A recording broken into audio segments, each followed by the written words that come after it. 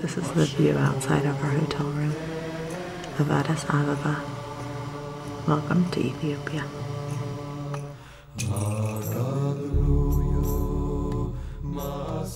We arrived in Addis early this morning. When we drove into the city, we passed a shanty town, and the conditions there seem deplorable, and it's in stark contrast to where we're staying. We're going to be heading to a shanty town for a tour and see a medical facility with Dr. Rick Rhodes. I'm a little nervous about what I'm going to see.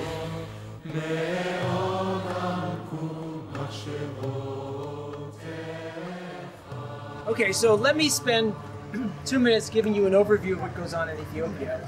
As you know, Ethiopia is about the poorest country in the world. 11% of Ethiopian kids are orphans. So in this situation, JDC has been running medical clinics since 1990 for the Ethiopian immigrants for Israel. Altogether, we're taking care of over 8,000 people. We've taken care of about 1% of Israel before they became Israeli. You guys are going to go back to your community. You're going to tell them what's going on. We can't do what we're doing without the support of you. You guys have been fantastic. So really, thank you so much for coming.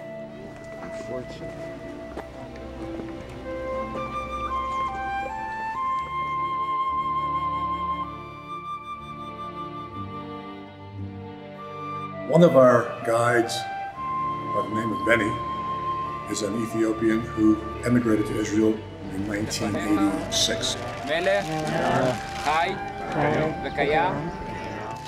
He's fluent in several languages.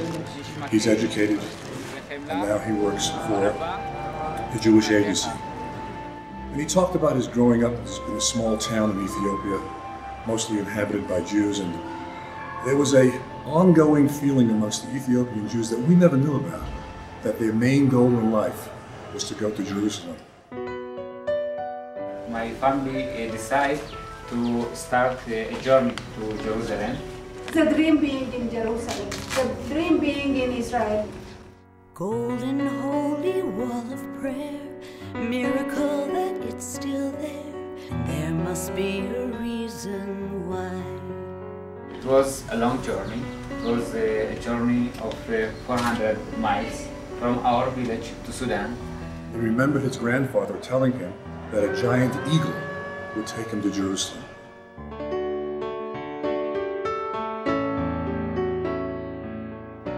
That giant eagle is us, you. Whether you've contributed $100 or $100,000 to the campaign, I assure you, you are the eagle bringing those Jews to their promised land of Jerusalem. It's something that can be explained only as a miracle. Naomi, please be careful. On our last night in Ethiopia, we experienced the privilege of escorting these Jews to their final bus ride to the airport. But if you have supported our efforts, you are with them in spirit. Are you excited? Yes! Yes, he's excited! He's going to make Aliyah to Israel. That's you on the way to Jerusalem.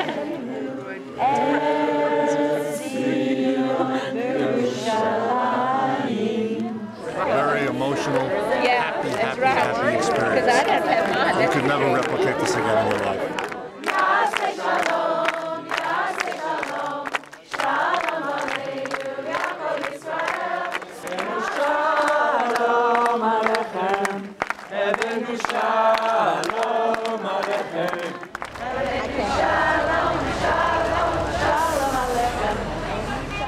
It's hard to imagine that just yesterday we were a world apart in every sense of the word.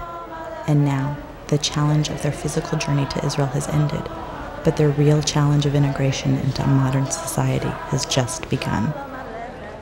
Imagine those small kids running around, and imagine these kids, you take them now and put them in Tel Aviv.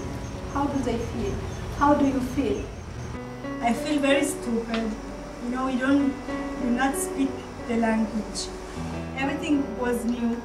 Every place you have machine. In the bathroom you have something just To push and you know, the toilet. I don't know that you can answer this, but when will Ethiopians born in Israel be called sovereigns? How long do you think it will take? I think, really, A long time.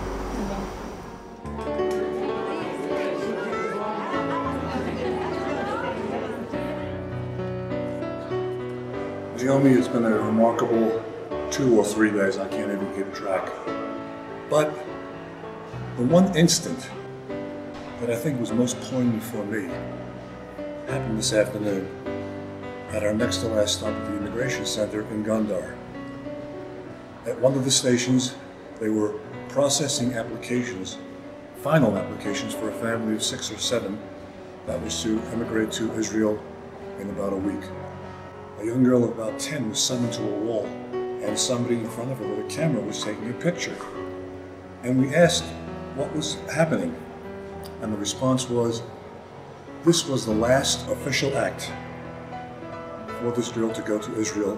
They were taking a photo for her passport, an Israeli passport, and thus completed not a 1-year or 2-year journey for this young lady, but a more than 2,000-year journey for her. And it just sent chills up and down my spine.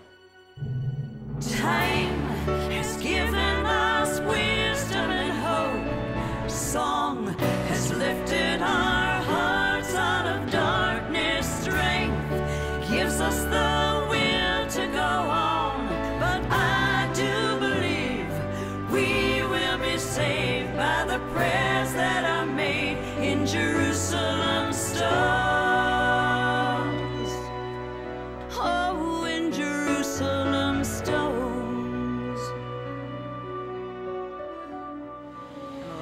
Although I was nervous about what I might see in Ethiopia, I now have real joy in seeing firsthand the opportunity that each of us has to strengthen the future of Israel through the continued support of these very special friends, our newest Olim.